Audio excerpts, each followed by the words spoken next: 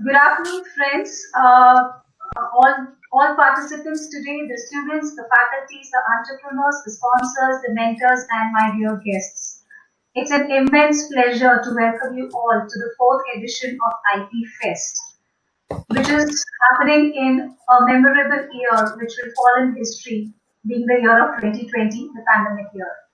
I'm Anjula Mehta, the CEO of IPPO, and will be hosting the event for today. I would like to briefly introduce you through the journey of IP Fest.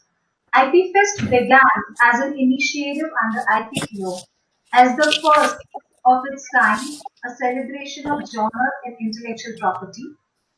IP Fest was a unique initiative intended to deploy a multi-pronged approach and a celebration of knowledge in the field of IP and to raise the awareness of the IP framework, highlight and sensitize the opportunities at encouraging the youth and new thought leaders to step forward. We have had various speakers in our earlier sessions. Today, we would like to introduce to you a panel, various speakers coming in, and we take immense pleasure in welcoming our chief guest, Mr. Harish Mehta. Mr. Harish Mehta is the founder and executive chairman of Onward Technology Limited. He is the founder member and the first elected chairman of NASCOM, and now he is the convener of Chairman's Council. He was honored by the Prime Minister of India, Mr. Narendra Modi, for 25 years of exemplary contribution to NASCOM. He has been recently appointed as an expert advisor to the Executive Committee of the Board of Small Industries Development Bank of India, SIDBI, for its funds operations. He was honored with a Lifetime Achievement Award for the HR Excellence by the Deccan Herald in 2004. He was awarded the CEO of the Year in 1994 during the international seminar organized by NMIMS, Tata HRD Network, and World HRD Congress. He was also honored with a Lifetime Achievement Award by the MNC Chamber of Commerce and Industry in 2018. He is also an active volunteer of Onward Foundation, Deva Mehta Foundation Trust, and he is a passionate promoter of Indian language computing. I am sure that should set the board today for the topic being IP in technology and digital era. We welcome you, sir, and I take immense pleasure again in on behalf of IPPO and IP Fest team for accepting to be our chief guest today. I request you to please take the session forward. Thank you. Thank you, Anjula. Thank you, IPPO. And of course, I must thank Jaime for inviting me to share my views. I must qualify that I'll be sharing my views not as a lawyer, but as a businessman. And again, when I speak, if you hear thunderstorms and lightning, don't blame me. It's happening behind me now. Well, cyclone is just passing through Mumbai. Friends, so we are passing through, as we all know, a techno-scientific era, which is an irreversible platform. Just a minute. Huh. Now, if you look at the world's top five companies, from Apple, Microsoft, Amazon, Google, who are they? How they have created trillions of dollars of wealth, but they are driven by, I would say, software and systems. They're driven by innovation. They're driven by IP. If you look at the history of, let's say, last 50 years, maybe, uh, semiconductors were invented, then came hardware, then came software, then came internet, then came social media. Each of these technology wave has created not only again trillions of dollars of wealth, but also has created millions and millions of jobs. If you look at the current technologies from artificial intelligence to machine learning to virtual reality, robotics, biotech, merger of IT with different adjacent areas, in almost every facet. We are at a point where, what you say, the seeds are being laid. The confluence of these technologies would lay the seeds for the next industrial revolution. And India is greatly positioned in this revolution. Just look at this, all this technology I just talked about. They're driven by what? Substantially software. So it gives India a level playing field. And India has a base of 4.2 million software developers, second in the world. And we have enough problems to solve in India, more than 1,000 problems to solve. So we can use our skills to solve these problems. And not only that, the same solution would be required globally. So it's a phenomenal opportunity for India to jump in. And I believe that intellectual property framework is the, I would say, new oil for India. It is so critical, so important that we lay very strong and a healthy foundation. That's where I really congratulate IPPO for taking this initiative, not only organizing festival and whatnot, but rewarding the people, awarding the people from in different dimensions of the IP business, because it's going to be very, very critical for India as we move forward to strengthen our base on IP. If you look at, I would say, let's say, what I would do now is that look at the sort of a history of IP in India. Again, the way we have seen it. It was about 30 years back, 32 years back, we started NASCOM. And that's the time when many of us are going abroad to sell our services. So, like when we approach a customer in USA, in their mind, India had a very poor brand. India and China were sort of in the same breath they would speak. They have no respect for IP in those countries. Now, if they don't have a respect for IP, they're concerned, why do I share my projects and my data with you, which can be abused by somebody? So they were very reluctant and hesitant to give us the projects. So at that time, we decided, NASCOM, we need to do something about it to build our brand. How do we build that trust? So we looked at India's Copyright Act, and we were even shocked. The word software didn't even appear anywhere in the act. So we approached the bureaucrats. Okay, we must make this change. And you'll be shocked the environment that existed at that point in time. One bureaucrat said, Western world has looted us for the last 300 years. It's our time to loot them. So why have a stringent Copyright Act? We had one bureaucrat saying, we give Mahabharata, Ramayana, this knowledge, our sons give free. We are not charging. Why should we pay for IP from outside India? So that was sort of an environment that existed. Luckily, we had one Mr. Vittal as a bureaucrat. He saw through the logic and he said, I agree. Let us strengthen the Copyright Act. And he strengthened it. Not only he strengthened it, at that point in time, the Indian Copyright Act was as stringent as UK. So customers abroad started appreciating the change happening in India. They started trusting us. Because one of our objectives was to build India as a trusted nation. And we could achieve that, partly, you can say, through the changes that we were bringing in. But when you looked outside, within the country, we Indians in generally believe very strongly in those days that copyright is right to copy. I mean, that was the thought. People, for taking the, let's say, pirated movie or a pirated book or pirated software was not considered there was no guilty feeling behind it. That was a way to do things in India. So how do you change that perception? So we thought of again, we didn't have much money to spend. So we came up with an idea. It's a low cost, but hopefully will have a high impact. So in the Nehru Place in Delhi, where there were lots of shops selling pirated software. So we organized a police raid to that place. We also invited press and media. Now the cops came, they collected all these floppies and started doing the paperwork and whatnot. And we had brought many other floppies. We kept it in the center of the court. And the press and media was wondering what's happening. So we said, so suddenly they saw an elephant walking in. And who was sitting on top of it? Our NASCOM president, Devang Mehta. And then the elephant came nearer to the floppies.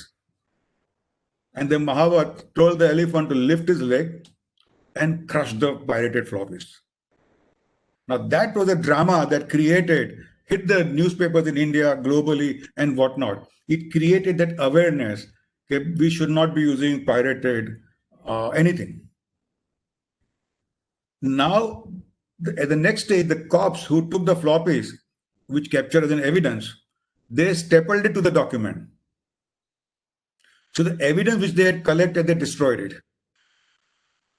So again, on behalf of NASCOM, we started conducting training programs for police all over the country, and started educating them what is technology basically, and what do we mean by piracy, X, Y, and Z, and so on and so forth. We took even help of Bollywood, for example, from Amitabh Bachchan to Shah Rukh Khan to even Sachin Tendulkar, came up with the videos and started sending them out in the country to spread awareness about piracy, saying don't do piracy, piracy software. We started conducting programs and so on and so forth. So that's how we created an atmosphere. Came year 2001. Now, a lot of changes had taken place in technology. So we got the IT Act 2001 to be modified. But still, the piracy was rampant. Even the government was using the pirated software. So we said we must strengthen it by bringing in a strong punishment. You'll be surprised the government accepted, and they brought in a 1 month jail term for the CEO if a pirated software is found. So we went back and told the government, no, we don't want 1 month. You just keep the CEO in jail for a day. That's good enough. We only want to send the message out, because there's a lot of issues here by which they are doing what they're doing. And then government agreed to reduce it to 7 days against that, and they brought in the criminal intent into the Copyright Act. Now, 2001, now take today, we had not imagined, frankly, the impact of internet in those days. We had not imagined the impact of social media. We had not imagined the impact of artificial intelligence in those days. So the punishment was 5 lakh rupees. So today, Facebook can go ahead with a like Cambridge Analytica case just by paying 5 lakh fine, when it should be turning into 50 crores or whatever bigger number. Anyway, so that's the change we have to now bring in, as we know about the social media platform impact, the respecting privacy, the dignity of individual has to be brought into the law, and that will happen very soon with our PDPR Act. Now, let's look at artificial intelligence as a technology. Where are we in terms of, from the IP perspective? Is algorithm with data software, should it be protected? Should a learning algorithm be protected? So historically, we say the human beings, imagination and creativity is only human species have. Nobody else has.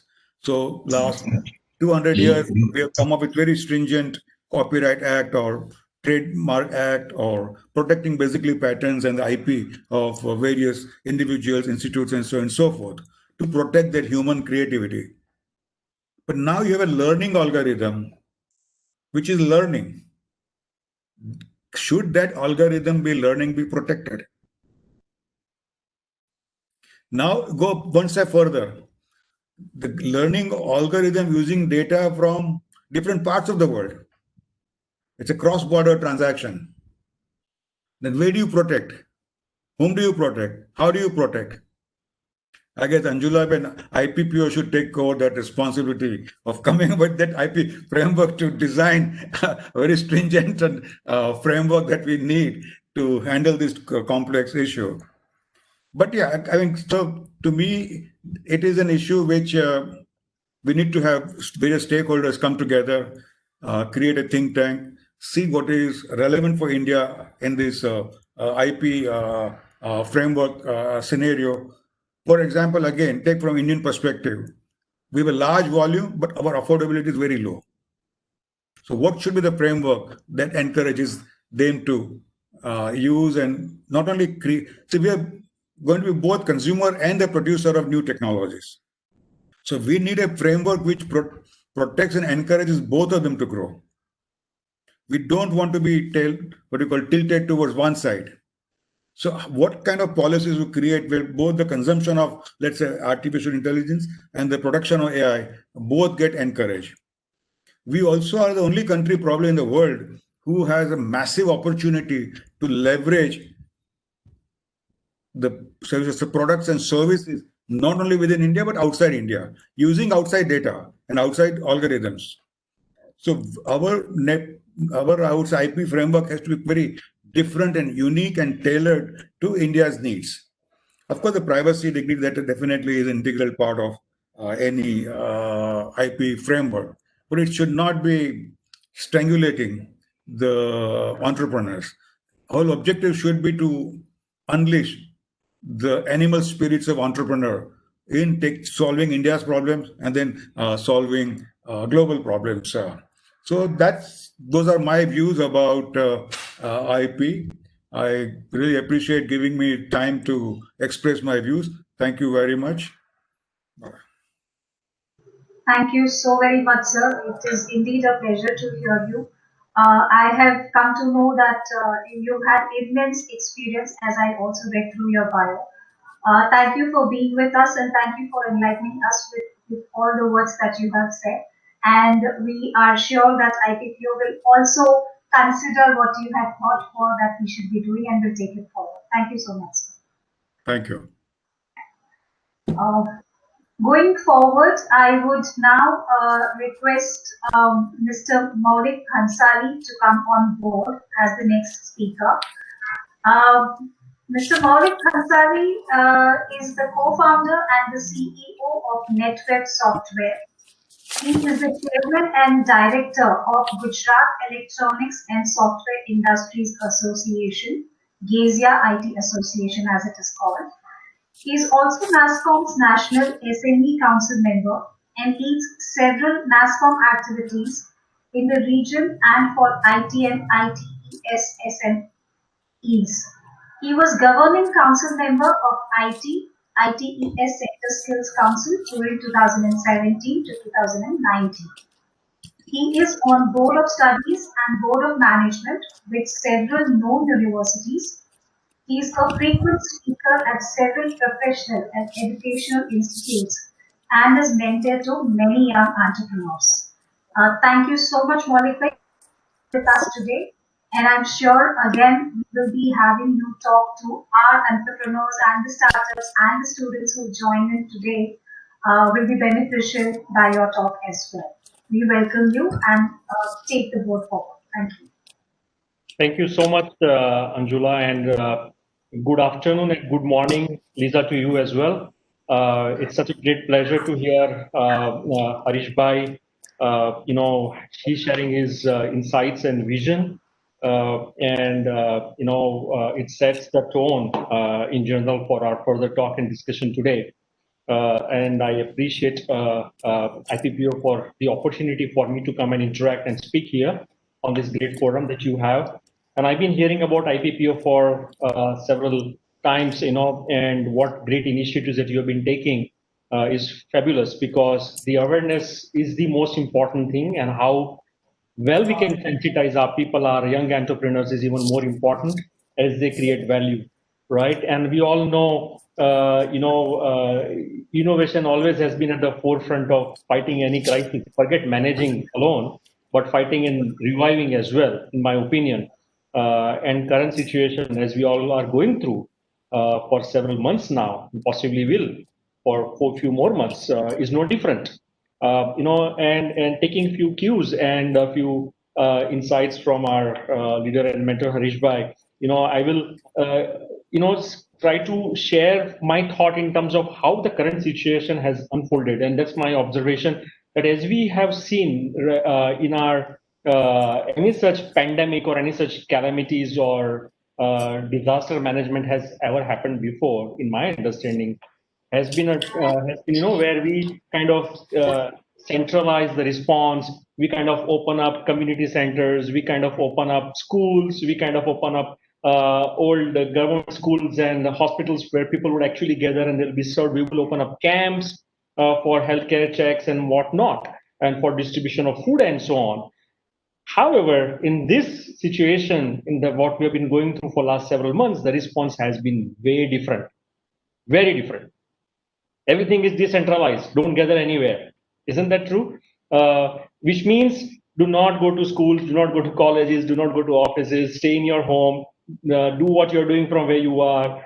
No temples, no religious places open. Not even playing Navratra this time, which is our one of the most favorite festive season that we are in, right? Now, response has been very different, which is from centralized to decentralized and distributed, which means sit at home where you are, don't go out, don't gather anywhere. And therefore, the businesses or our lives, right, have to take shape according to that. And that's exactly what is happening and what we call as new normal, isn't it? And what we are seeing, therefore, our schools, our colleges, our businesses operating in different way than we have done before, and possibly will continue to operate in that form one or the other way, right? And that has given a big push in many ways to a lot of other businesses like e-commerce or e-retail, healthcare, very importantly, education, very importantly, payments and digital payments, very importantly, our banking systems so heavily, logistics as well in a big way, right? And how are these things happening?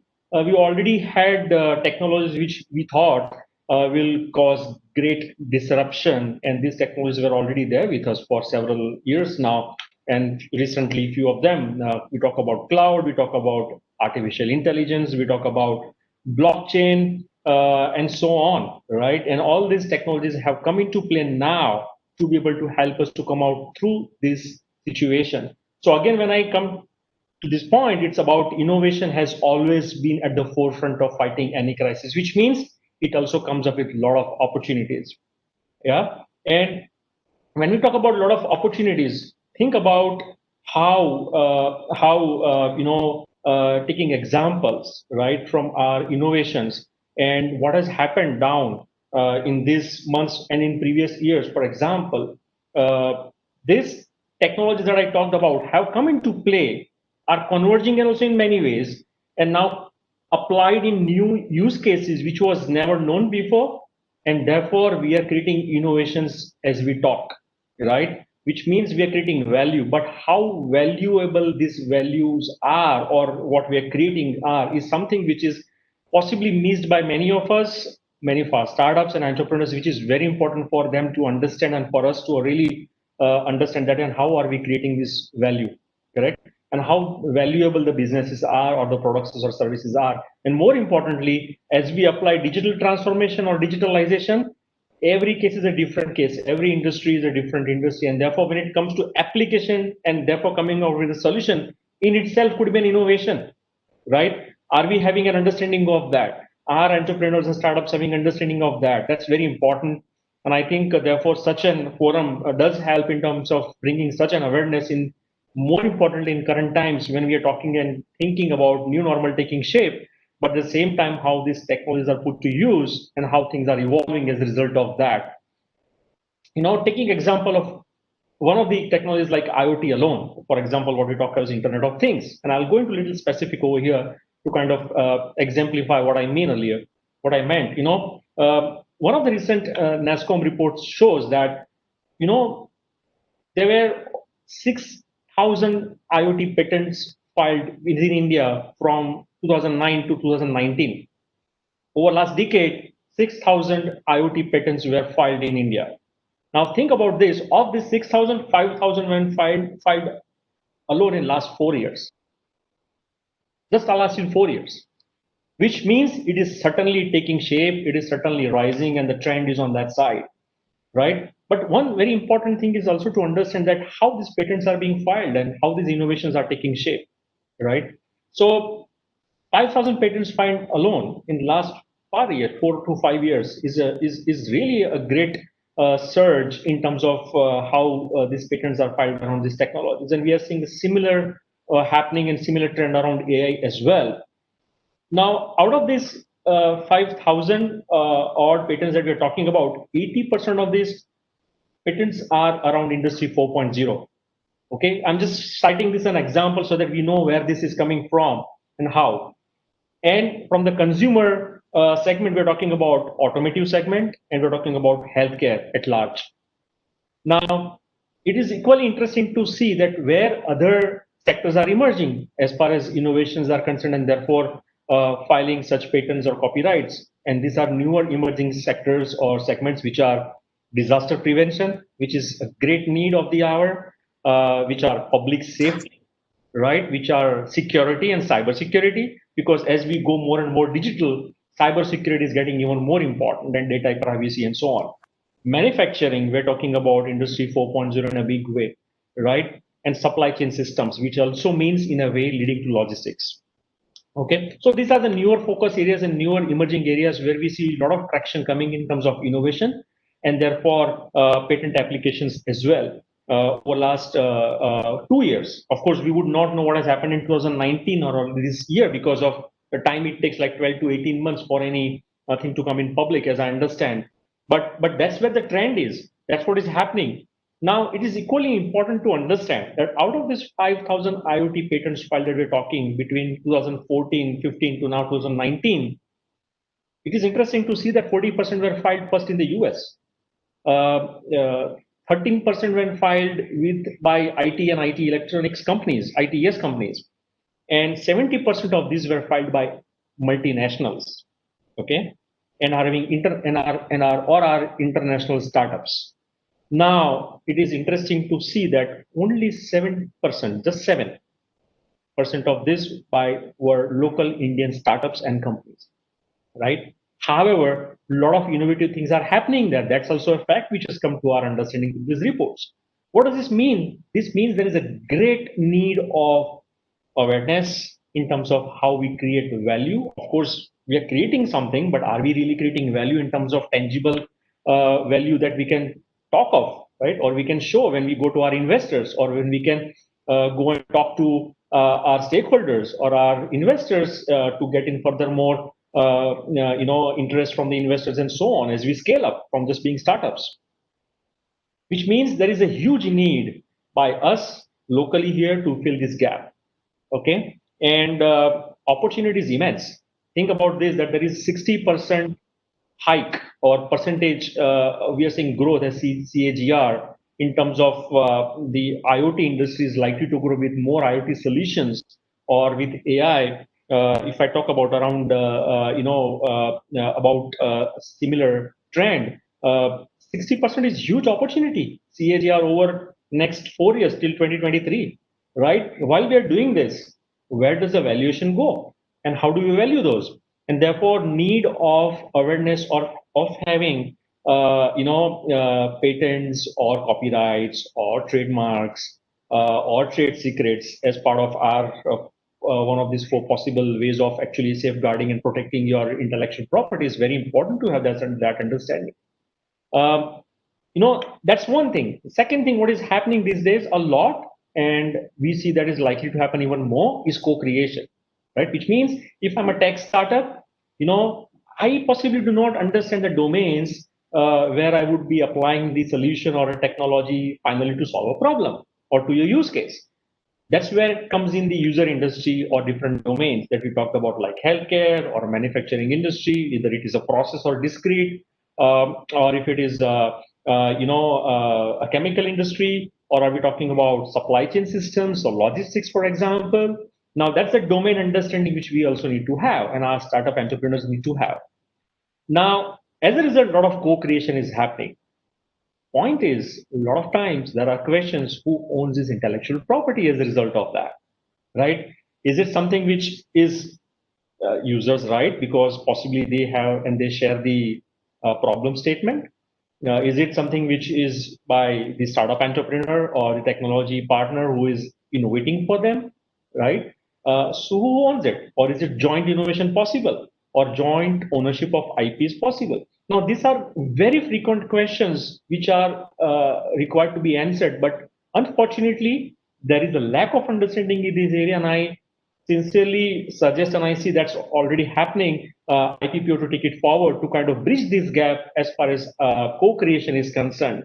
when you talk about tech industry and non-tech coming together and co-creating, because that's exactly where the value is getting created.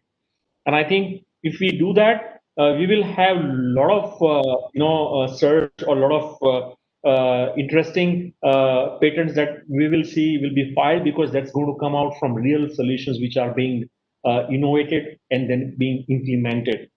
Okay, we're not just talking about something on paper or something on specifications alone. And I think that's very important.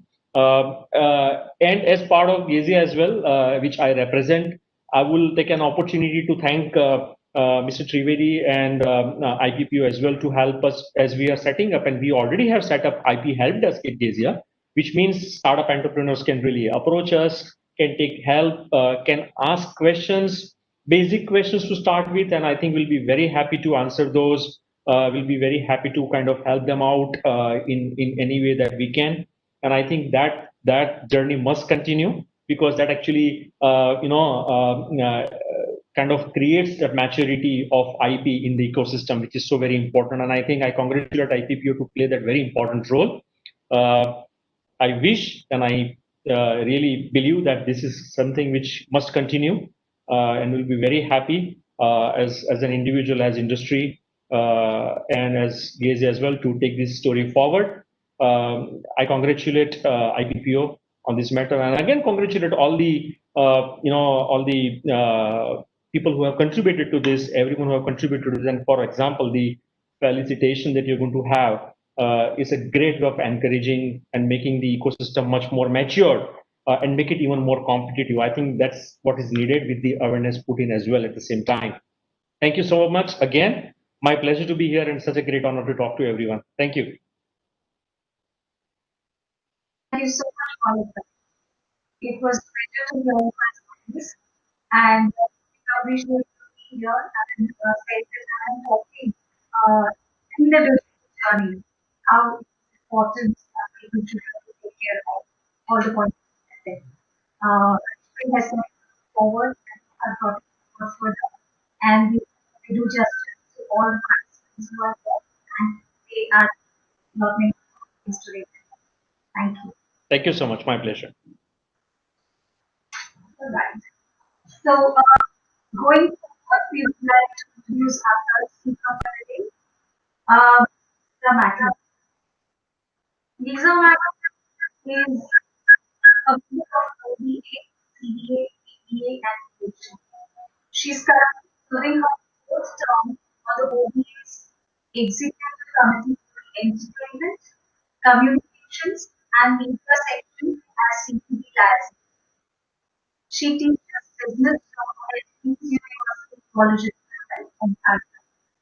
Her most recent speaking engagements included a global focus on IP at the public interest and the Intellectual Property Scholars Conference, fair dealing, online teaching, and technological neutrality lessons from COVID-19 crisis, which she wrote with Harish has just been published in the Peer Reviewed Intellectual Property Journal on Thursday.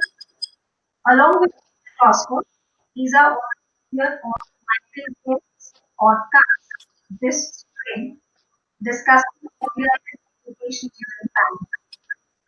We welcome Lisa and thank you for spending the time to be with us on our ideas before the over to you. Thank you so much for having me. I have been a big fan of IPPO for a long time. I really admire the work that you do. You were completely breaking up there, so I'm not entirely sure what you said. Can I share my screen? I'm not sure that I can. Just a second. I will show. Sumit, can you help us, please?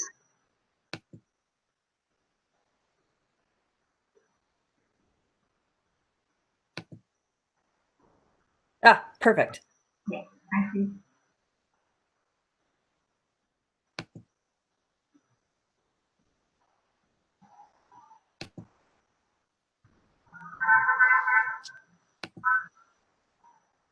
I'm a teacher. I can't not have a PowerPoint, right? So the COVID-19 pandemic has really highlighted the importance of technology in our lives. like nothing that's actually come before it. Suddenly our lives are all about the digital environment. And this event is no exception. And it's actually why I'm able to be here today, because I taught until 10 o'clock last night, and here I am this morning for me, able to join in. So the necessity of finding a vaccine has highlighted intellectual property issues such as patents and open access, and really brought to the forefront for everyone one of the basic tenets of intellectual property that often goes unnoticed. So while IP is certainly an asset to be exploited, and nothing I say here is going to negate that, it's also regulated in the public interest. And these two factors need to be balanced, both within cases and within contracts, but more widely in the events that are going on around us. So any vaccine for COVID-19 needs to be affordable. It needs to be readily available. It's also important for education to be accessible, affordable, and safe. After all, without education, where is that next vaccine going to come from? When we think of IP and technology, IP can be technology or it can facilitate the transfer of technology, especially when speaking about copyright. In fact, copyright only exists because of technology and traces its roots back to the printing press that created our first copy. So today I want to talk about a few different things. I want to talk first about the relationship of intellectual property and technology. It's very complicated. I'm going to talk a little bit about what's going on in Canada and the Canadian government's commitment to IP transfer. I want to talk a little bit about also sort of what COVID-19 has thrust upon us, and talk about the educational challenges that I've been dealing with myself in the last few months that really sort of expand outward and show us that most of what we're doing already is translating well to the digital environment. And then to finish up, I'm hopefully going to talk just very briefly about three really important cases in this area. So access to research, access to educational material, access to entertainment, and access to our loved ones are all currently taking place primarily through the digital world. Now, to be clear, and I want to jump off of what Mr. Mehta said, right?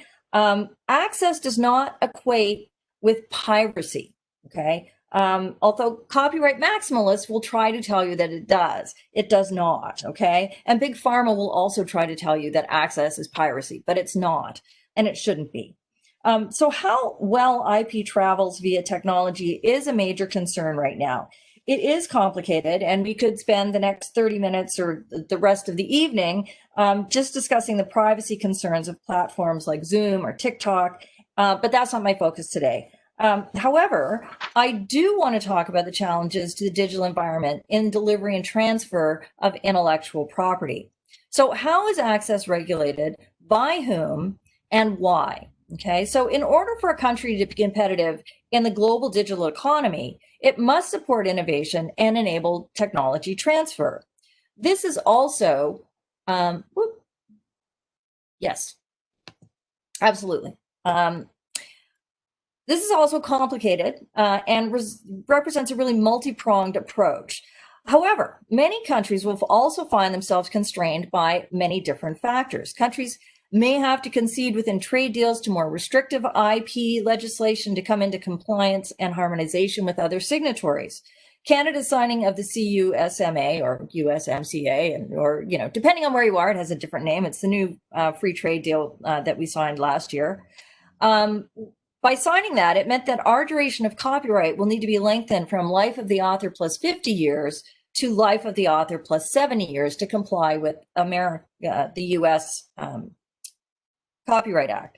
However, we were able to negotiate to keep our notice and notice system rather than having to adopt the notice and takedown system in the US. And the Canadian system is more focused on users' rights and encourages creativity and innovation. But it's not about encouraging infringement or piracy. If you have an infringing copy, it is going to have to come down. But it puts the onus on the person accusing of infringement rather than the user to have to go around spending a lot of money going to court and trying to get their non-infringing content back up. EU Article 17 goes even further than the DMCA notice and takedown. Platforms would be responsible for making sure that anything that received a takedown notice would never reappear on their platform. The concept of notice and stay down has faced a lot of criticism. It's been noted that the only way to reliably enforce such an obligation would be through automatic filtering, which is subject to the possibility of a lot of false positives and the inability to detect lawful uses of an affected work, such as fair use or fair dealing. The Electronic Frontier Foundation argued that requiring proactive monitoring of user content would place the burden of copyright enforcement on service providers, thus defeating the purpose of safe harbors, also part of the DMCA. And it would be too costly for newly established companies, thus bolstering incumbents such as Google and stifling innovation in the end. So again, any trade deals that are going on in EU may be forced to adopt these innovations as well, unless they can successfully negotiate against them. It is also about building those relationships, however. Major lobbyists in the US, such as the Motion Picture Association of America, have the money to create policy and legislation in the US that then bleeds into trade deals, but they also have the money and clout to interfere directly with legislation in other countries, such as South Africa. And this is an important consideration if we're considering that each country needs to be able to protect its own IP, right? If you're being strong-armed, let's say, from outside influences, that's not necessarily going to allow a country to be able to focus on their own innovation as well as they should be. So the MPAA, along with the USTR, the U.S. Trade Representative, and the Recording Industry Association of America, worked for several years to block the Copyright Amendment Bill and the Performers Protection Amendment Bill in South Africa by threatening higher tariffs, higher trade tariffs. So where exactly did they get their leverage? South Africa's GDP from 2016 to 2017 included 5.4 billion South African rand from the film sector. So films like District 9, The Avengers, Tomb Raider, and Mad Max are just a few of the high-profile films that were shot there. The submission to the NCOP on South Africa's draft bill included as one of the main messages, quote, the proposed legislation will put local South African artists and creators at a disadvantage when compared to their counterparts in other countries, end quote. That's because the proposed legislation would actually give those artists and creators stronger bargaining positions against institutions like the MPAA and studios. So briefly, the fair use provisions in the bills would have introduced general exceptions from copyright protection. It provides for a non-exhaustive list of uses that would be subject to fair use, very much like fair dealing or in either India or Canada. So research and private study, criticism or review would be included, reporting on current events, scholarship, teaching, comment, illustration, parody, satire, caricature, cartoon, tribute, homage, or pastiche would fall under that exception. Preservation of and access to the collections of libraries, archives, and museums, ensuring proper performance of public administration. And they also were going to introduce a 4-part test. It was very similar to the US fair use test. So the broad provisions for fair use are seen as essential in the educational community, particularly in South Africa, as students lack access to affordable materials. And that brings up a good point about the piracy of DVDs and so on in India, right? It's people looking for an alternative to things that they can afford, right? So if we make these things available at an affordable rate, most people won't pirate, okay? Most people aren't going to go to the trouble. If they can afford it, they're going to buy it if they want it. So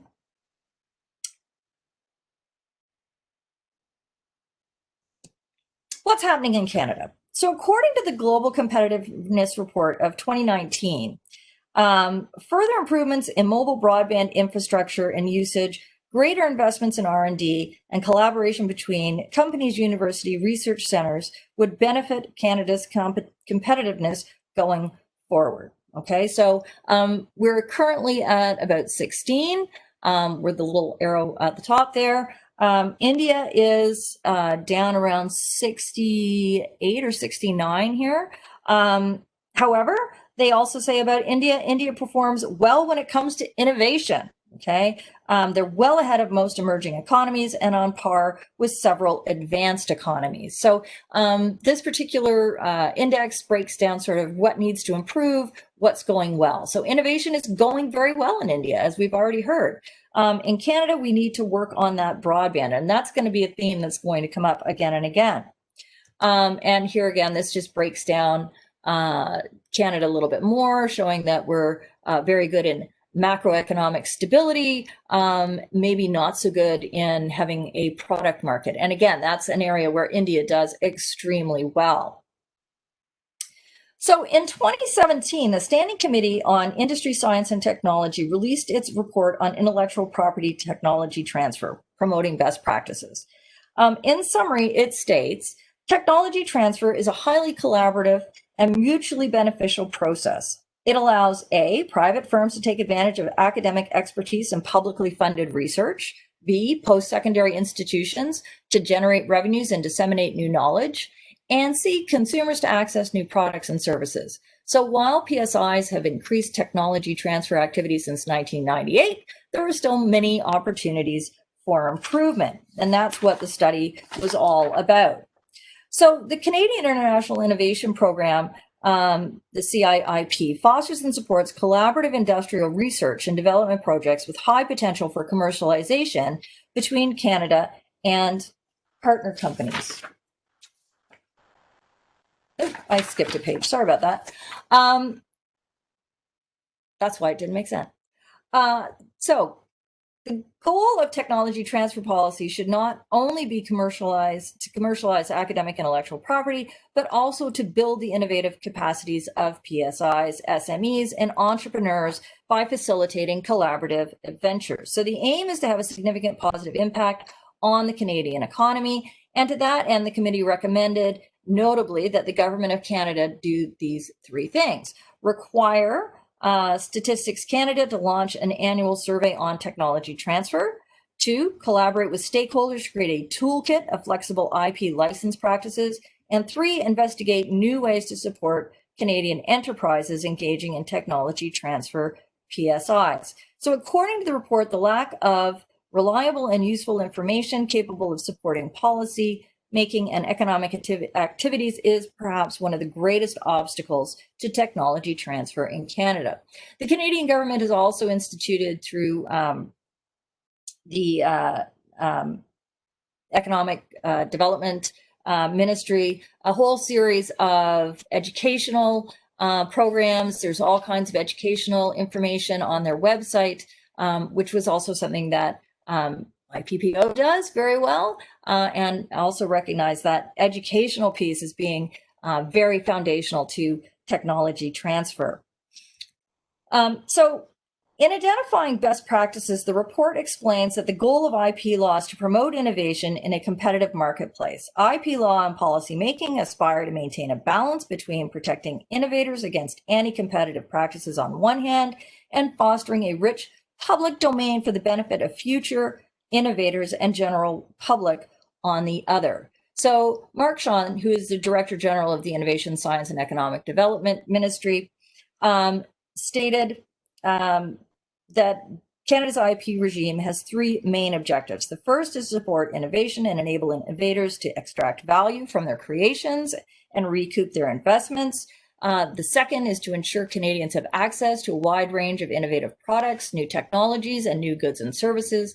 The third is to promote consumers' confidence in the marketplace.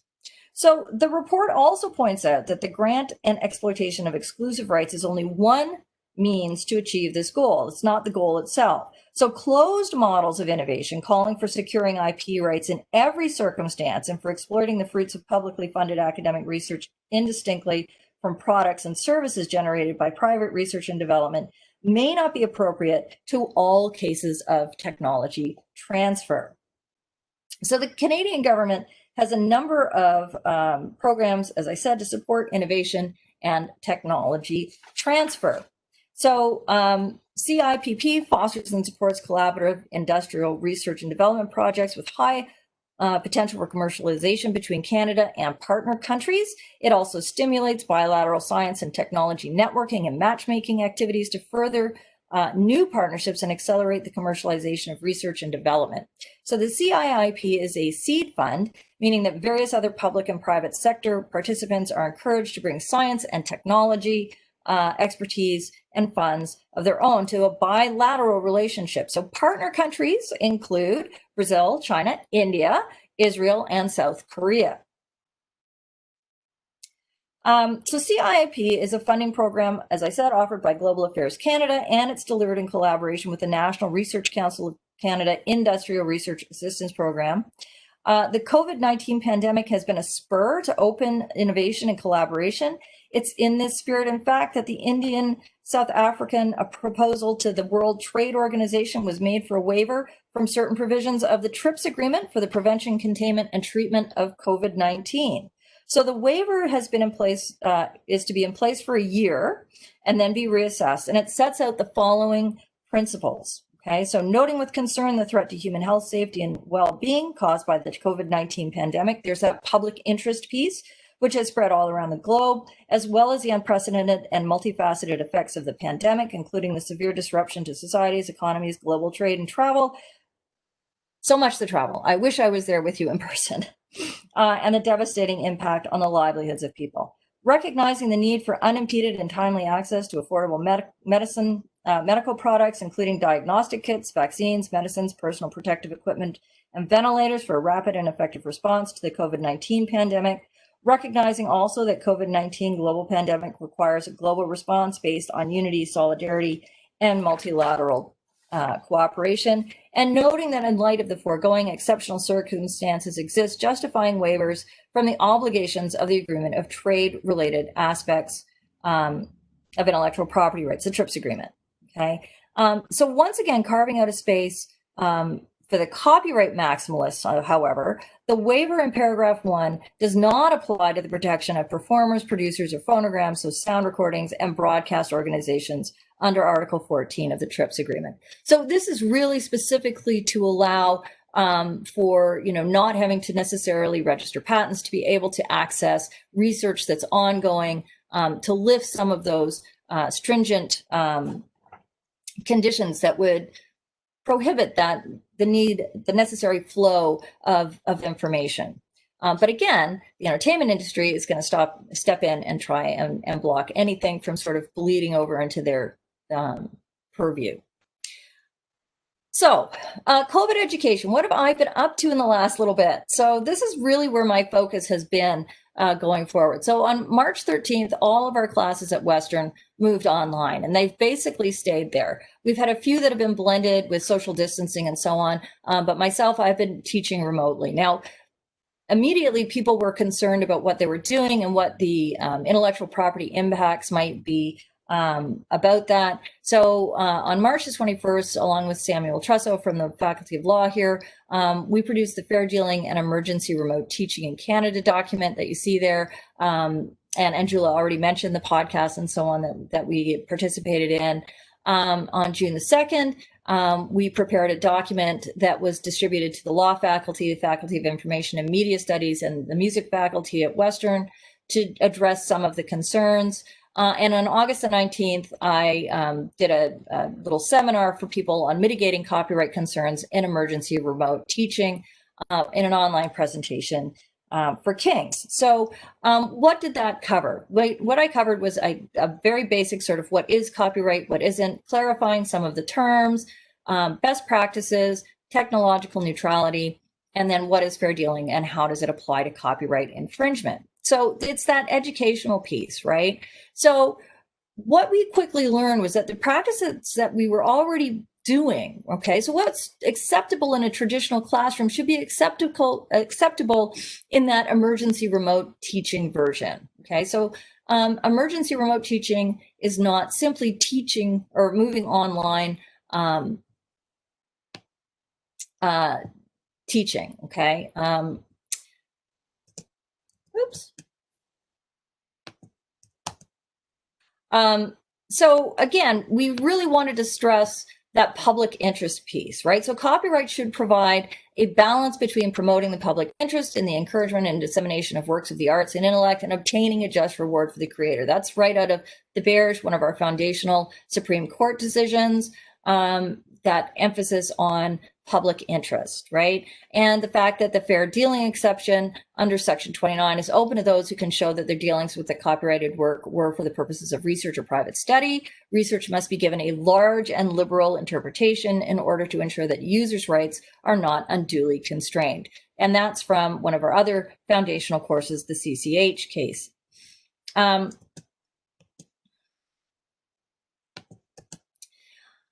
We use copyrighted material every day, right? And we're not infringing. We're using it as we should. We use material through our library database.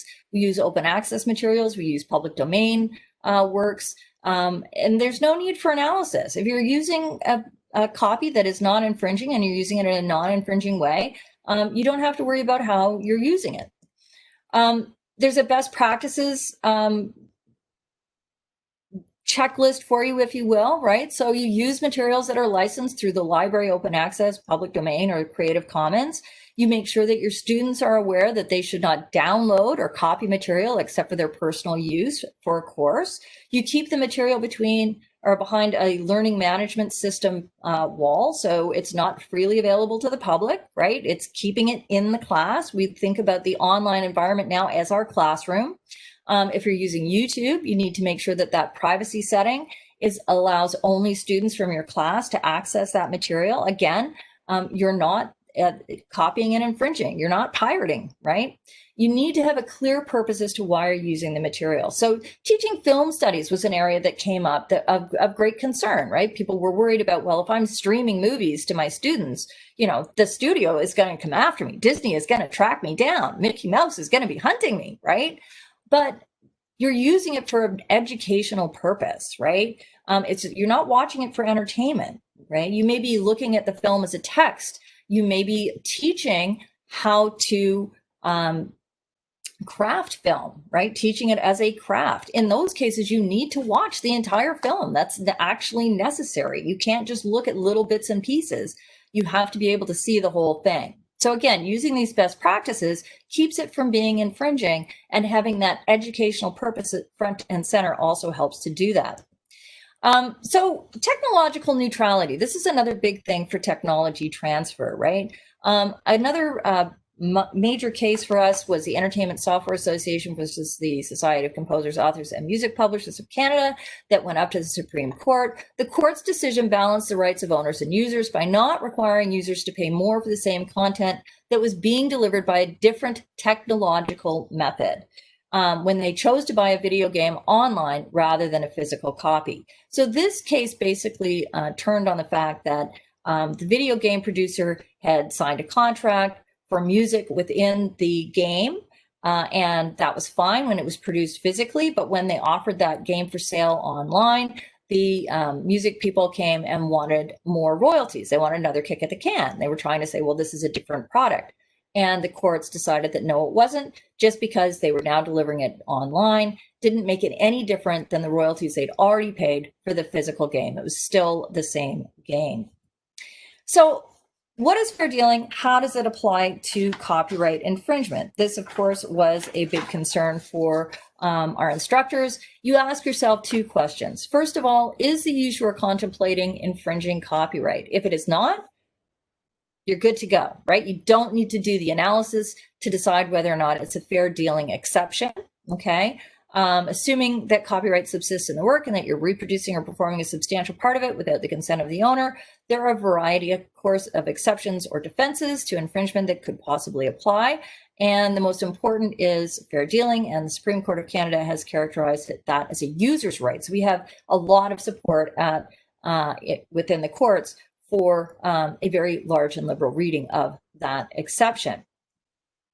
So the use has to be fair, okay? So the Act doesn't specify the fairness criteria that were adopted, but these were adopted by the CCH court. So unlike the US, we don't actually have a test that's in the actual Act. But the CCH decision laid out these factors, right? So what's the purpose? Educational, right? If there's a public interest, if it's innovation, et cetera. Character of the dealing, amount of the dealing, alternatives, nature of the work, effect of the dealing of the work. And I'm not going to go into those for time's sake. So this isn't a checklist where all 6 factors have to be satisfied. It's a holistic evaluation that's going to be based on all of the facts and circumstances. And our whole thrust throughout the COVID pandemic has been that the public interest is for a very large and liberal reading of this, right? And that also speaks to technology transfer in innovations for vaccines, et cetera, right? We also have an excellent resource at Western on the website that helps people walk through these factors just to make sure that they aren't infringing, that they're following the basic guidelines. It's important, though, to realize that the amount of the dealing, there's a lot of misinformation that goes on out there, right? There's no bright line here. I hear 10% all the time. And as I was saying about a film, 10% of a film is not going to get the job done. The purpose is going to outweigh that 10%. All right. Oh, I can't advance.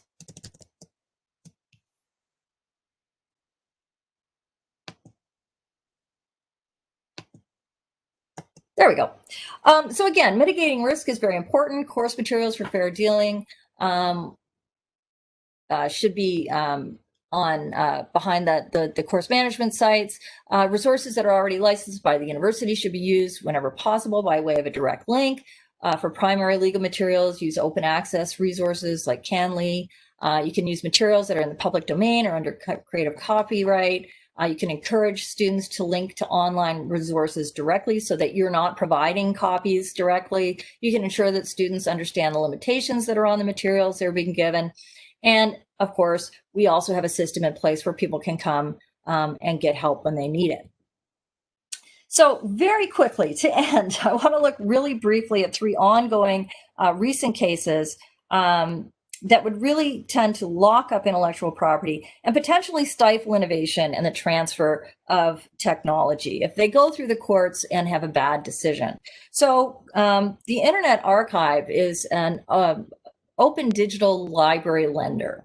Okay, so Penguin, Random House, HarperCollins, Wiley, and Hachette sued the Internet Archive for what they describe as massive copyright infringement. So the Internet Archive actually maintains a robust controlled digital lending service. They rely on fair use and the first sale doctrine. So the publishers objected to the Internet Archive changing their usual policy of 14-day access to their sources to an unlimited access until the end of the health crisis under its National Emergency Library Scheme. So in a time when people cannot physically visit or borrow from a library, this would seem to be an obvious public interest measure, right? The regular service that the Internet Archive offers is either a 1-hour access or 14-day access for library patrons, and it's based on a 1-to-1 ratio of digitized copies to physical copies that are owned by the Internet Archive. So if they own a copy of the book, they have it scanned, that one copy is available for lending. Patrons are also offered links to buy the books should they want their own physical copies of the works. So those who don't sign up for a membership can still access title pages, contents, and index. It's just the sort of material that you would browse to decide if a book would be helpful for your research or interesting for your entertainment. If you were browsing at a bookstore, if you're browsing in the library. So it'll be interesting to see. This case is just starting to go to trial. They've filed their motions. I'm really curious to see how this plays out. The other case I wanted to talk about really briefly was this one in Canada, Bell Canada versus the British Columbia Broadband Association. This was just decided last month on September the 10th. And it was over the CRTC reducing charges for independent ISPs to access large cable and phone company networks and thereby reduce charges to customers. The very first paragraph of this decision says, high-speed internet is a resource vital to modern communications and participation in the digital economy. We're back to that complicated relationship that I alluded to at the very beginning. In Canada, we fought for a long time with some of the highest prices in the world for broadband. The big three, Bell, Rogers, and Telus, act in concert really to create an oligopoly here, right? It's an ongoing problem, and it's indicated by the Global Competitive Index, which I mentioned also at the very beginning. So in this case, they reduced the charges that, or they supported the reduced charges that the CRTC was saying that these independent ISPs had to the networks. Basically, the Bell, Telus, and Rogers are the big three. They're the ones setting up the actual infrastructure, and then they lease that out to independent ISPs. So the CRTC has basically reduced how much they have to pay for it, right? In an effort to pass those savings along to the users and make that transfer of technology much easier. Finally, I want to just touch briefly on the Google v. Oracle case, which is currently at the Supreme Court hearing oral arguments. And the case highlights a number of issues with IP and technology. Justices are already expressing concern over potential legal monopoly if Oracle wins. The software industry has always been a leader in open access. Significantly, all the justices understood that the case concerned only the lawfulness of Google's use of the declarations in the Java application programming interface, as opposed to the copyrightability of computer programs more generally. So Oracle, in its amicus brief, had suggested that Google was seeking to undermine copyright protection for all software. The justices, however, were clearly aware that this case was about the Java declarations, and they demonstrated an understanding of the declaration's unique function, enabling Java programmers to use the calls they were trained to employ to invoke pre-written subroutines. And Google has strong support from the computer industry, including Microsoft and 83 computer scientists. Okay, so this is going to the software industry in a big way, depending on what this particular decision is. This is my last slide, I promise. This is a fun one. So the creative industries, the studios and copyright owners and collective societies are worried that we're getting something for free, that we're hurting their industry, okay? But both open access and fair use and fair dealing provisions are what help to spur creativity. And creativity is necessary for the continuation of those very industries. And I'm not sure if this is going to play, but I hope it will. We want your freedom.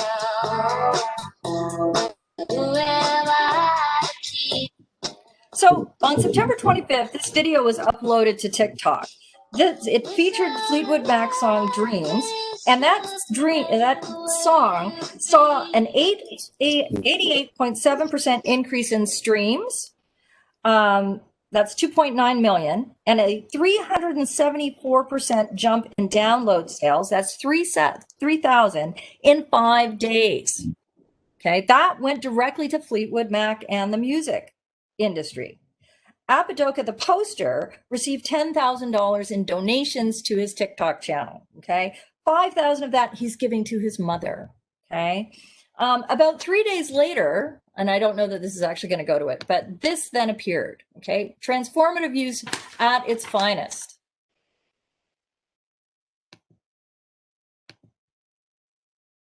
Oh, and I can't get the sound to play, but you'll have to, oh, there we go.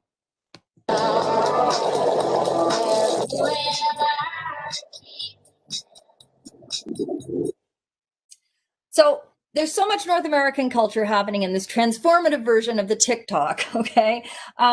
It's pumpkin spice is everything here. The fall is all about pumpkin spice. So this is hilarious if you understand the context. But it's a way for us to share our culture, and that's so important. The need to nurture and share culture has really never been so important. It's one of the reasons why our technology transfer, while it has to be a relationship outside, it has to be global, it also has to nurture our national concerns. All of the events of 2020 so far have shown us that we can all be more educated, and access to knowledge and culture can lead to understanding and connection. And it can also lead to innovation both in and through technology. And at that, I will leave it.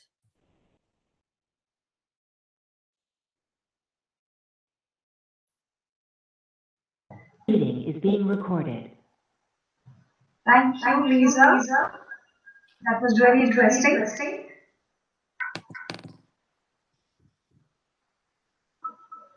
Am I audible?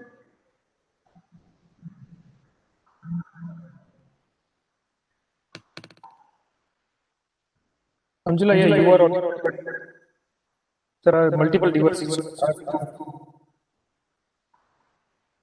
log out from the other. It's an echo.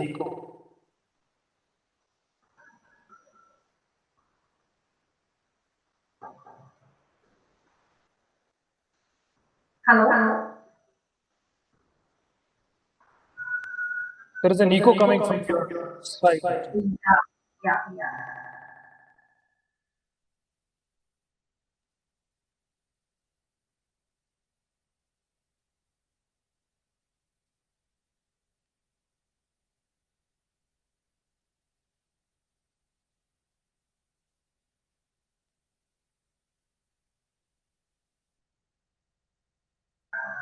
Hello, is it better now?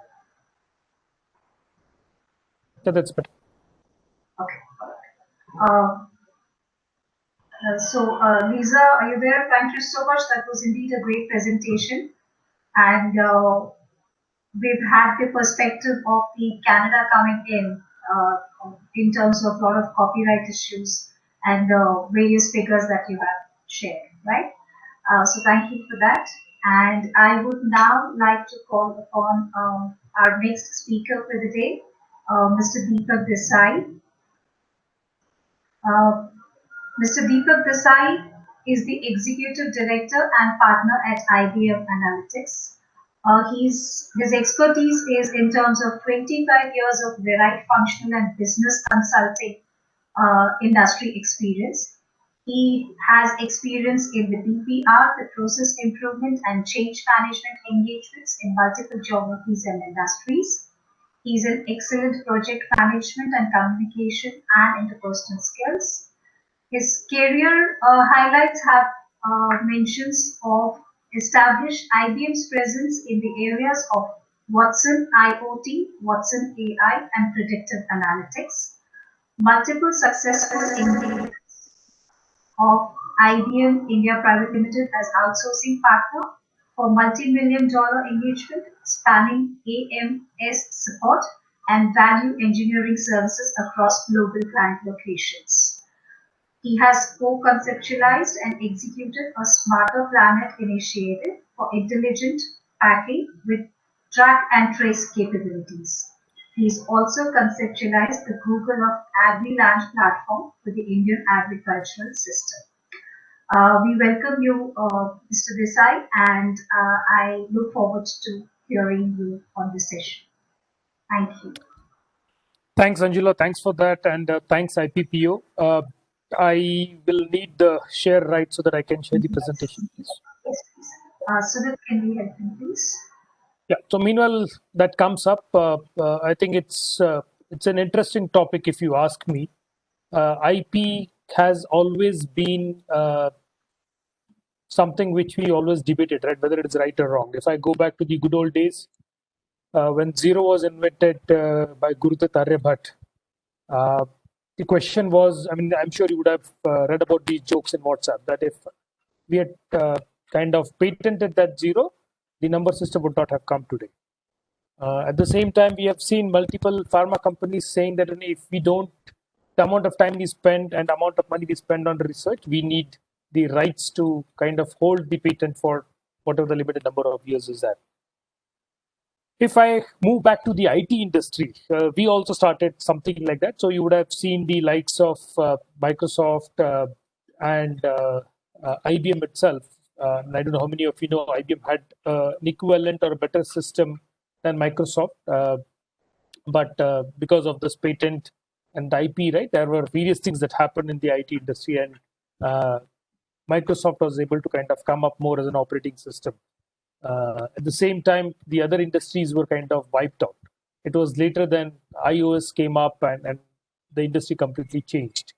So if you look at an IT industry, yes, we do kind of go through these regular issues around intellectual property and things like that. So I'll try and make it a bit more interesting, whatever I can, because I think I'm the only person who's a bit odd here, coming from the IT background.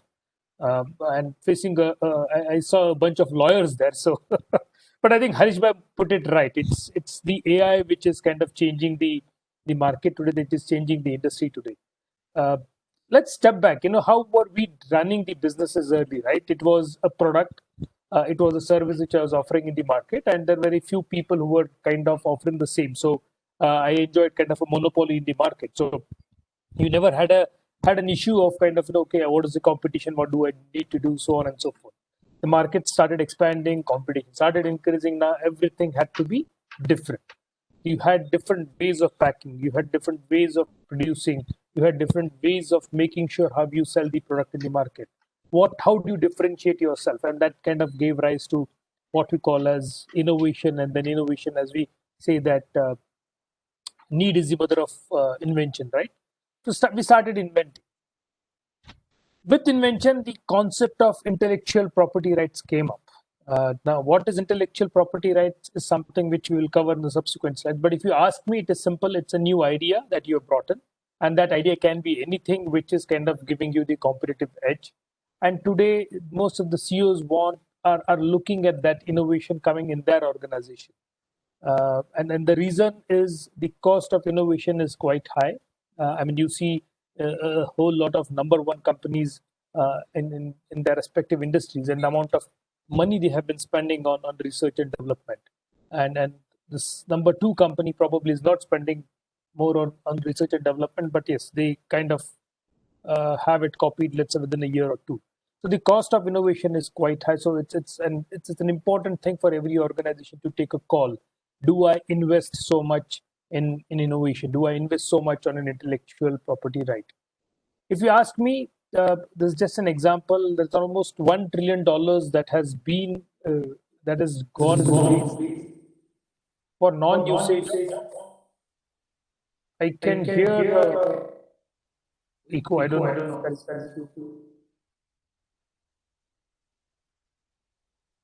Okay, can you hear me now? This is better? Okay. You can hear me, right? Okay. So US firms annually, there is a waste of almost $1 trillion on underused or unused IP assets. And then the reason is you have invented something, but you have not been able to put it to use. Right. So I mean, you have something in your hand, but it has of no use to you. So hence the invention is more than invention, innovation is important. And when I say innovation, it's kind of putting that invention to practice or to usage. So coming back to the topic of today, intellectual property, generally when it comes to intellectual property, people refer to patents, but it's not only patents, it can be copyrights, it's trademark, it's any trade secrets or geographical indications. In the new world, we have geographical indications also coming up as IP rights. Indian basmati rice, the cotton, the turmeric, all those things are kind of being discussed today as well. When you talk of Darjeeling tea, it is the GI patent that has been given. So the tea has to come from the land of Darjeeling. It is not that I kind of have a tea and brand it as Darjeeling tea. So the industry has changed. The way patents have been looked at has changed. So what we need to look at is what is it that I need to protect and how do I protect it? That is more important. How do I ensure that the unauthorized use of my patent is kind of avoided? So if you are in an industry where research is involved, where you are looking at coming up with some cutting edge new product, a new service in the market, you should definitely look at how can you patent it. If I go back to our good old days in IBM, I don't know, what you see here is the typewriter which was invented. It was invented sometime in 1911. And before that, typewriters were not there. So, I mean, I'm sure you would not, I mean, nobody would imagine that company which today is manufacturing supercomputers and it's in artificial intelligence wards had got the patent for inventing the typewriter. But yeah, I mean, that's how it has been. And since then, the journey has changed a lot. And I'm proud to say here that IBM today is one of the leaders in filing patents in the US. And it has been doing it for the last 27 years. So the number of patents that are filed all over the world, we are leading. And these are the patents that are getting granted. It's not only filed. So you file a lot of patents, but the granting of those patents is something which is very important. We had some numbers from India, and I'll talk about it in the next slides. The new technology that we keep talking about, artificial intelligence, right? How can I have the human brain put into a computer, and how can the computer start behaving as if it's a human which is talking to you and not a computer? So that is what we call as AI, and there are almost 1,800 patents that we have done.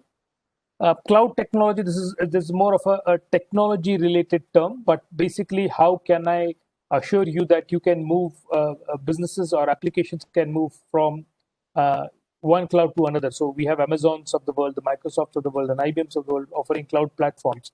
And for whatever reason you want to move from one cloud to other cloud, how do I ensure that that shift has happened and then it's taken care of seamlessly?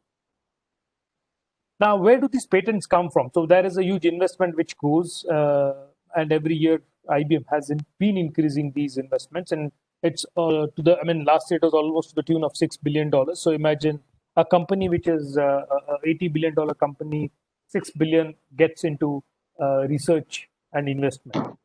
That is the reason why we have been probably the leaders in getting the patents till date. This is some good news for us, and I think most of you would be aware, Indian engineers, how they have been contributing to the technology industry. We have the Indian leaders heading today, Microsoft, Google, and IBM, both, all the three. Amazon probably is remaining, and I wouldn't be surprised if we have one more Indian coming in there. But that is what has been in the blood, and if I have to call it in a lighter way, we have grown what we call as in a jugaad economy, right? So we, by birth, we have been doing things. When something is not working, we have been able to kind of manage it with something else or the other. So our brains are wired to kind of do something or the other, and in crude words we call it as jugaad. And that jugaad, actually, when people grow and start applying it to applying it seriously, then what comes out is the patent. So Indian engineers have been the highest number of engineers who are contributing to the patent since IBM has been number one. So it has always been Indians who have been doing it, Indian inventors. 900 patents granted to Indian inventors were people who are in India. So the IBM team, which is sitting out of India, and they have been the second largest contributor to the patents that IBM is getting granted. So I think a proud moment for all of us as Indians. So what did we do different? So we then realized that yes, we have to go into the market and start working with the industry. So there is a partnership or joint research that has been established with MIT, the MIT labs, and IBM Watson. By the way, IBM Watson is the best or the most efficient AI engine that is available. And this is the same engine which was used in a game called Jeopardy in US, where, in simple words, the questions are not asked. You're actually given the answer, and you have to figure out what the question is. It involves going through a lot of content and coming up with the right question for the answer. So that's how the quiz is. And this was then the Watson was a supercomputer which had won that game. And interestingly, it is only humans who can think on those lines. It's not the people, it's not the machines that can think, it's only the humans that can think on those lines. The collaboration that we are going to have with MIT is going to be one of the largest in the world, and I'm sure what comes out will be much more different. There are various ways of the way that IBM is looking at it. We, as a software company, have started getting into what we call as open source technologies. What it means basically is, no, the research is not meant for us. It's meant for a bigger crowd. And in software world, it makes big difference because today IBM is known because it has got the best of the best software that are available, and they are licensed. They need to be licensed. Now, just imagine all this is available open source on the web. You can just go download and start using it like a Hotmail account. That's how the industry is going in, and we are also going towards that. We don't know where the income is going to come for these softwares which will be available on the cloud, but slowly the industry is going towards having everything on the cloud, and they need not buy a licensed software. Let's come back to India. The research work that we are doing, this is something which I wanted to kind of share just to kind of bring a perspective from how intellectual property rights works in an IT industry. So blockchain is something which we have been working upon. Blockchain basically gives details in terms of what has been the origination of a good or a produce that has come till it completes the entire supply chain from a producer to the consumer. That's what it is looked at. The other thing that I also want to talk about here is when it comes to agriculture, and I think there's a mention that I had made in my profile, the Google of Agri platform for India. You would be surprised, IBM actually has data for last 20 years of the entire world taken as satellite pictures. We can go back in future, we can go back in the past and can find out what exactly happened in a particular square mile of place on the earth. I can go to and I can select any part of the earth and I can say that, okay, I want to go 20 years back. I have data to go back. I just need longitude and latitude. I can go back and find out. Not only that, I even have the technology today to understand what is the humidity or what is the water content that is there 1 feet below the soil. Just imagine these are satellite images. What I'm trying to say here is with satellite images, I'm going to find out what is going to be the moisture content that is there 1 feet below the soil, the surface of the soil. This is what is being used today for agriculture, and we do a lot of predictions based on that. Today, you would have seen a lot of connected devices that are being seen in the market. IBM actually is one of the biggest platform providers for connective devices, or what we call as IoT platform in technology terms. In fact, the new Honda City car that you are seeing on the road, it's built on the IoT platform. And if you see, the advertisement of the car has not been on how good the car is, but it's a talking car, right? The car is talking to you. You are able to make commands. You can start car with your mobile phones and so on and so forth. So people are not talking about how good the car is today. They're talking of the features of the car, and it's being sold as one of the best connected car that is available today, and it's secured. I mean, it's very difficult to even imagine that your vehicle is going to be started with a click on your mobile phone from anywhere in the world. Now that also poses a threat. It means your environment is open and unsecured, right? And anybody, if you can do it, I can hack into that, and I can also make sure that I can start your car, do whatever you want. All the sci-fi movies you would be seeing. So that's what comes more as a security and compliance point of us. So it becomes a bigger responsibility for us to make sure we are one step ahead of the hackers and make sure that our systems are protected. You would have heard of a lot of statistics. People used to have people with degrees, right? MSc in stats and things like that. Who would have ever thought that statistics will be a language which will be required for me to write algorithms and prove theories? What do I do when I talk when I look at AI? What do I do? There is nothing but what I write is algorithms for a probability of what is happening or not happening. Predictive analytics. I worked a lot on predictive analytics in terms of I can predict what is a crop. I can predict a failure of a machine. I can predict a disease today. And in fact, we can predict cancer today. If we have the data available, we can predict cancer today.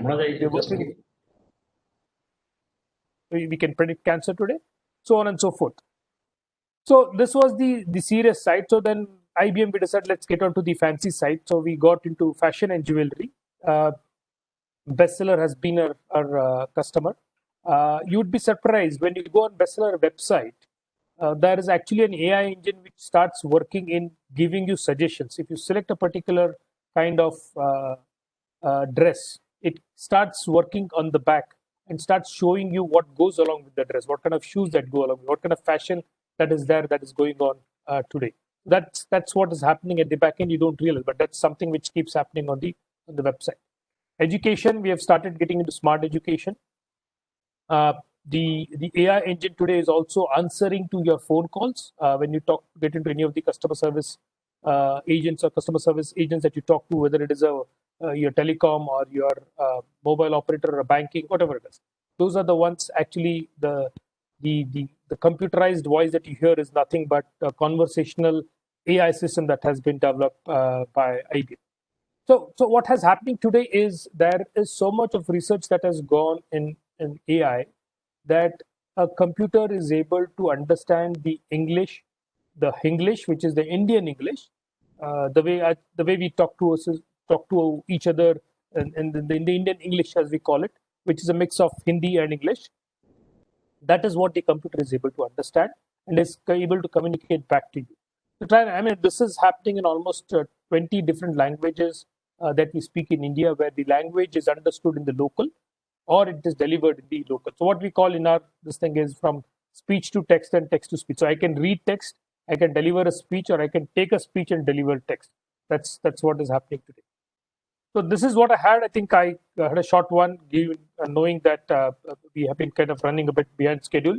If there are any questions, I'm happy to take those. But over to you.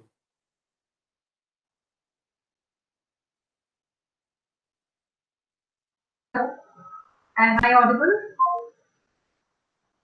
Yeah, you are. Okay. Thank you so much, Mr. Desai. I think that was very insightful. Again, as the topic is very interesting, the AI. But as you also correctly said, it kind of gives us a threat that, you would be able to see our past, and based on that, you would also be able to predict our future. So, yes, it's an interesting topic, though. And thank you for sharing that. And thank you for being with us today on this IP Fest. It was a pleasure to have you. Thank you. All right. Going forward, we will have the next speaker, Ms. Chitra Iyer. Ms. Chitra Iyer is the Licensing Program Leader India, Philips. She's been the Vice President, West Licensing Executive Society. She's been the co-chair, Associated Chamber of Commerce at ASSOCHAM IP Committee. She's also been a convener at the IP Commercialization Committee, FICCI, and a member at CII IP Committee. She is responsible for all the intellectual property and standards matters for India, formerly head of IP at DuPont India, and Asia responsibilities for certain businesses. Her expertise area include IP due diligence, transactional matters including contract negotiations, IP strategy, IP enforcement, litigation civil critical matters, and IP licensing. Notable accomplishments include closing several impactful deals and India's first High Court verdict on standard essential patents, very experienced in Indian litigation matters. We are pleased to invite you, ma'am, on our forum called IP Fest. I wish you to take over for the next couple of minutes. Yeah. Thank you, Angela. Can you hear me? Yes, ma'am. Ma'am, may I request you to just pull your screen a little lower? We're not able to see you completely. I'm so sorry. Today has been one of those days when I totally realized that I'm a slave of IT. And I don't know what went wrong. I've been in other WebExes in the morning, but somehow, this has been. Anyway, I'm glad that we are on call now, and I'm glad that we are able to speak. So that's really nice. I hope my audio is functioning. Finally, I think Yes, it's okay, right? If you permit me, I would like to show a few slides. I thought it's better to show than just speak. yes, ma'am. Yes, ma'am. So that just please allow for the access. Thank you. And also, please let me know how I should do that, because I'm in a browser mode today and I don't seem to have the share right in front of me. So I need some technical help. If not, I can just, No, we're just allowing that. We're just allowing. I don't know honestly what happened. That was me. Anyway, I think that is technology, right? We have to face the situations. yeah, finally I connected through another laptop because the normal one simply wasn't functioning. Please guide me on how to share my screen. Ma'am, can you see something below the link where it says mute and the video? Next to that, you'll find an option called share. Okay. Yes, I see that now. Thank you. Yeah. Share my screen. Thank you so much, Angela. This is helpful. Thanks. So, good evening to all the participants. I hope you all had a very nice and interesting session by very eminent speakers. I thought I was asking Anjula about what I should speak about, and I thought she said that there's a mix of entrepreneurs in the team and people who already have some degree of IP experience. So I didn't want to go to the basics. I thought rather let me speak about some of the topic that I like a lot, and that is the topic of IP valuation. At the end of the day, I think we all want to see value out of the IP and want to monetize it. So I have a few slides today. By no means is it exhaustive. It's a very basic information on different models of valuation. I'll just walk through that, but there is a lot more than what you see on the surface. I'll just make the disclaimer. And with that, I'll just start off in the interest of time. So I normally start with a brief introduction about my company, that is Philips. Also because a lot of people only know it by the iron boxes and the shavers and trimmers and all the other things. Mixie also, for which I get a lot of feedback from various people. Not so good sometimes, but anyway. I also wanted to just mention that we are into the healthcare field heavily from the last few years and functioning across the spectrum from healthy living, from our juicers and etc. to prevention, diagnostics. So we are into heavily the ultrasound equipment, MR, CT, cath lab kind of devices, and then the diagnosis, which is precision medicine, point of care, IGT, interventional, and all etc. There's treatment, and there's home care, which is post hospitalization. That's where the software part comes heavily. Hospital to home, taking care of patients once they are discharged, taking care of elderly when you're not at home, things like that, which is all remote monitoring and everything. This is basically what we are into. So what Philips will be in the next few years would be into the medical device industry. With that, I'll just talk about why we are so obsessed with innovation, also because we are heavily invested on it on several aspects, right from our patent filing. So this is a bit lower than what we had a couple of years back. It used to be around 71 or something 2 years back. But right now, we are at 64,500, 39,000 trademarks, and a lot of design applications for which we also win a lot of awards. And our R&D expenses are close to almost 10% of our revenue. So quite a big amount, I would say. So we keep getting a lot of awards for innovation. And what I have here on the screen is a 2018 Top Innovator Award. So with that brief intro, I'll jump into the topic. So a lot of us, everybody here, I'm sure everybody knows IP is important. But what I wanted to talk here is about how can you bifurcate IP into different categories. Basically, there are two ways of doing it. One is you either do it because you get more revenue out of it in terms of monetization, or you do it because you want to save money in terms of litigation cost or in terms of getting litigated against or saving on litigation expenses, etc. So very briefly, when you talk about additional income, normally it could be in terms of higher margins for the products because you have exclusivity in the market, or it can be because of additional income which you can also get by way of licensing in the portfolio, because also it's unique. We believe it's unique. Other ways that other reasons why people normally file for IP is to reduce cost, so that they don't get sued, as I said, or get into licensing arrangements, or to have freedom to operate in the area without getting into a litigation. So these are basically, why we need an IP, why we invest in IP, basically. So let's look at, I think, very important thing to distinguish right from the beginning is price is not always value, and value is not always price. For example, value can be very different for a lot of people. A value of one thing that is valuable for somebody for maybe even emotional reasons may just be a piece of trash for somebody else, or something that they don't they value because they don't have the emotional connect. So that's important to define this very importantly, because when we pitch, for example, a product into the market, we need to see the value that it will have for the potential buyer, and not the price. If you look at the price in isolation, usually it becomes a problem because they don't see it the way you do. So that can be a problem in a negotiation. Uh, Evaluation is useful in many different ways. I have a few examples over here. Fewer licensing of IP assets, sale and purchase of IP, mergers and acquisitions, joint ventures, for example. Very useful for calculation of damages. They also help you in planning your R&D investments. How much do you think you can invest, because you have future returns that you can anticipate, for example. Internal management of assets, you know how to spend your money, because you know from where the money will come from in the future, etc. Other purposes are also financial reporting, liquidation during bankruptcy. All the different countries do it in a different way. Optimization of taxing, tax payment, because there are tax swaps available in a few countries, and there are ways that you can get a part of the investment back because you get those tax exemptions, etc. And insurance of IP assets, which is again very, very territorial, very different in different countries. So basic building blocks of valuation, when we look at it, there are usually associated with it are few assumptions regarding the earning capability in the present and in the future. Important consideration is also the useful life remaining of the patent itself. And more important is the risk profile. Is what are the chances of it getting into a litigation, for example? What are the chances of being sued yourself?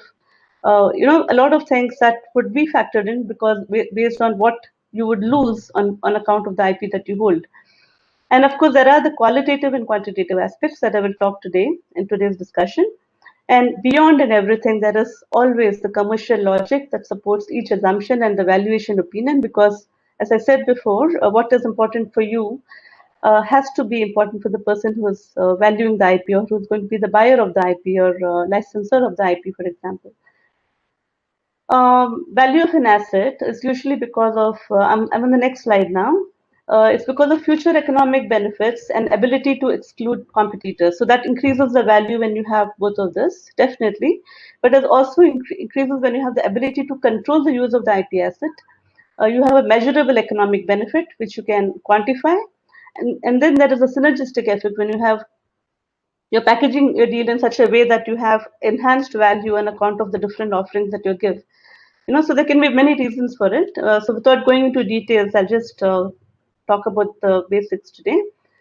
IP valuation methods, as I said, there are many, many ways, and there are a lot of theories and philosophies around this. But broadly, what I'll cover today is the cost option, the market income, and the option-based approach, which are more quantitative, that means data-driven. And alternatively, you can have the qualitative approach, which is also have certain qualitative methods, which I will explain in the next few slides. I hope I'm not going too fast, and I apologize sincerely if I am. Just because we have less time, and I just wanted to cover a few slides. I'm sorry for that. Option one is the cost method, which is usually the advantages. Cost method is usually a very good way, usually for pharmaceutical products, when you actually know how much you've invested in it, the man hours, the time, the cost of the raw materials, etc. So it is very simple. The information is always available in your books, so easy to extract that value. The challenge with it is with singling associated with IP assets from other research costs is how do you extract one cost from the others when they are all connected to each other. The economic benefits associated with the assets are not taken into account sometimes because of the equipments and all the devices that you're using for the testing, quality control, etc. It's hard to factor in because of also the depreciation costs that may be involved in it. And sometimes it's very hard to detect future earning. The disadvantage is valuation of an asset in the early stages of development because if it's a new product which doesn't have a proven market requirement, a proven customer base, it's very hard to put a value to it because you just don't know how it's going to pan out. And the one example of this is probably the pharmaceuticals, because you have a drug today that you've developed with a lot of investment, and tomorrow if a new drug comes in, despite of all the hard work that goes into getting the first drug that we prepare, it gets hard because you have a better drug in the market. So no matter how much we've invested time, energy, and effort, it usually becomes very hard to justify that cost that you will project at the time. The option two is the market method, which is based on existing prevailing market rates. So no matter what the cost is, if the market rates are good, there's a demand. And you will see, for example, a lot of things have changed during the COVID. What we would have normally not done and what we do now, for example, a lot of people are investing in IT tools, software tools, for example, which would have probably had lesser value earlier. But now, because of the current prevailing market, it's possible that they are perceived to have more value than what they would have in the past. Usually the problem with this is the advantage of this is there is available comparable data, and there is valuation can be done for internal purposes, etc. It's quite accurate because there are sometimes you have comparable, sometimes you don't have, and that can be sometimes an advantage or disadvantage based on the situation. And the third method that we have here is the income-based method based on future expected revenue. For example, you have a great invention today. Although the investment costs have been not so high, it could be a software tool, it could be an app, it could be anything that is a very, very well required or it meets an unmet customer need, for example. So no matter how small your investment is, it does have a lot of earning potential. So it becomes a very good, it becomes a very good tool. I mean, but it's sometimes very difficult because we don't have enough benchmarks to put the price. Maybe it is difficult to in use in high risk sectors. Sometimes we don't know, there may be too many competitors. So and where there is, it's very hard to detect innovation. You will also find that it's very easy to have copycats in those areas. So there will be a Me Too solution. So although it's a brilliant idea, it may not be a exclusive idea for very long because people may catch on. So that's the problem with this kind of an approach. And then I have the fourth one, which is an option-based approach, which is relies on pricing models, the famous Black-Scholes for stock options to achieve a valuation of a given intellectual property asset. This is usually used when the valuation of an asset is in the early stage of development, sectors of high uncertainty, for example, takes into account the uncertainty of potential cash flows and disadvantages. It can be quite complex to really translate into a real life situation. And last but not the least is a qualitative approach, which uses several parameters which are a bit hard to define. For example, it could involve the novelty, the uniqueness of the invention, the novelty, the patentability, for example, or things related to risk assessment, which can be subjective sometimes, the validity, the patent life remaining, and then the geographical coverage, because sometimes we are not really sure how which territory is really the most, lucrative territory to operate in, and things change a lot. And the enforceability, litigation costs, a lot of which are unpredictable sometimes. So these are a part of it. Complexities associated with IP valuation are financial analysis do not factor complexities such as patents, trademark, which is always a challenge because very hard to define the cost associated with an intangible asset, which can change over time. High uncertainty related to early stage technology reduce the plausibility of income-based valuations. Technology is already in use. It's difficult to disaggregate the earnings of contributory assets when too many of them are together. Historic transactions can be superficial and misleading sometimes, and perceived lack of professional standards for IP valuation, which is accepted globally by everybody, could be another problem that could, kind of derail your plans that way. I have these with these slides. I would like to really thank you for your patient hearing, and I hope I added some value to what you already in some way. If not, I'm happy to learn if any of you know something more than me on the subject. Thank you so much. Thank you so much, ma'am. That was really insightful because I think valuation also is a very important part that people should be aware that IP has and how to value at the various ways that a person can value their intellectual property. Knowing that itself makes a lot of sense. So thank you for sharing that. I would now open this up for any questions and answers for all the speakers that the participants may have. So yeah, please unmute yourself or please raise your hand so that we can take your questions. And who do you want to pose your question for?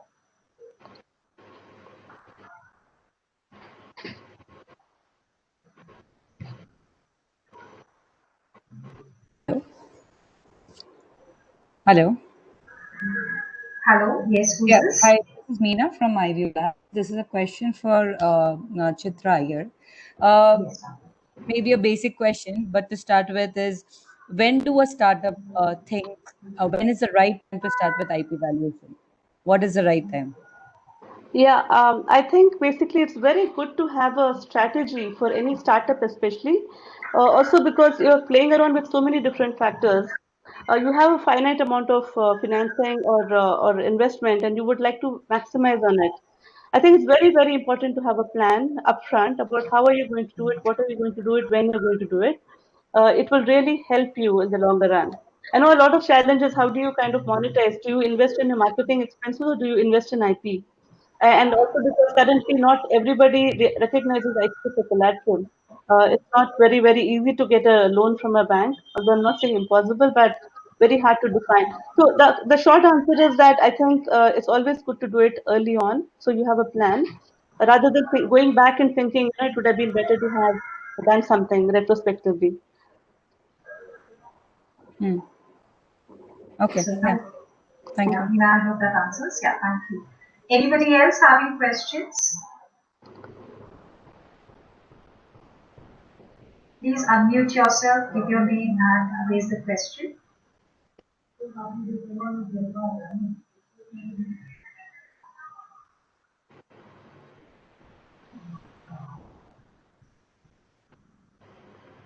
All right. Fine. I don't think there are any questions that are coming up, but we are always open for questions and we'll get you connected to the speakers in case you have questions later on. So I would like to please thank you note for all our speakers who have been here today, sparing their time for talking on the intellectual property in technology and digital era. Special thanks to Mr. Harish Mehta, Mr. Maulik Ansari, Ms. Lisa Macklin, Mr. Deepak Desai, and Ms. Chitra Iyer. It would be incomplete to place a vote of thanks for all our participants who took their time out to be here and participate in the Intellectual Property Festival 2020. I would also like to thank our ecosystem partners, the TST and the Guj Coast, which plays a catalyst role in promoting the use of science and technology in development of the process of the state. The Department of Science and Technology mainly looks after the growth and development of the new and emerging technology and is responsible for formulation and implementation of key policies in the state of Gujarat. So special thanks to DST and Guj Coast. Our associate partners, EDPU, which offers programs to address the need for trained human resources in the domain of science, technology, management, and humanities. Our associate partner, SKC Consultancy, which provides consultancy in intellectual advisory and consultancy firm focused on strategic marketing communication area. Our PR partner, Simulations PR. Our tech partners, Nyasa Production Studio, and our support partners, TIE Ahmedabad, Asia IT Association, Gujarat Innovation Society, the Gujarat Chamber of Commerce and Industry, and our dear institutes, GNLU, Gujarat National Law University, INLU Nirma University, and United World School of Law. I would like to thank all the participants for patient hearing, and we look forward to have you tomorrow, which is going to be the day 2, wherein we are going to talk on the IP for entrepreneurs and the startups. So we wish you good luck and thank you for being with us today. We would like to end this session for day 1 and look forward to seeing you tomorrow at 3 o'clock. Go ahead, Lisa. I'm sorry. Lisa, go ahead, please. Go ahead, Lisa. Lisa, I just you wanted need to. Thank you so much for including me. It was really great to see you all. It's a pleasure to see you Yeah. as well. Great presentations. It's always great to touch base. Yeah. So I would like to add to what I said earlier. I think it's a great initiative which must continue because it spreads a lot of awareness and energizes our ecosystem and mentors it even furthermore. And I think what Lisa mentioned earlier, seeing other side of the world, what's happening, I think it's equally important in terms of what we can possibly collaborate, where we can. I think that's a great initiative in my opinion. Why just look around here locally, but what are the possibilities around across the world as well? I think it's very important and great insights shared by Deepak and Chitra, of course. I congratulate you on this and look forward to more opportunities to interact. Thank you. And again, thanks Thank you. for Gazia as well. Thank you, sir. Thank you. May I request the speakers and the participants to be available tomorrow, wherein we also will be announcing the Hall of Fame honors, which is an activity that IPPO does in terms of honoring people in providing, or using intellectual property and creating awareness in the ecosystem. So please consider this as an invitation for being aware. available tomorrow for the sessions and for the follow-up points. With that, I would like to end this session and we'll see you tomorrow. Thank you.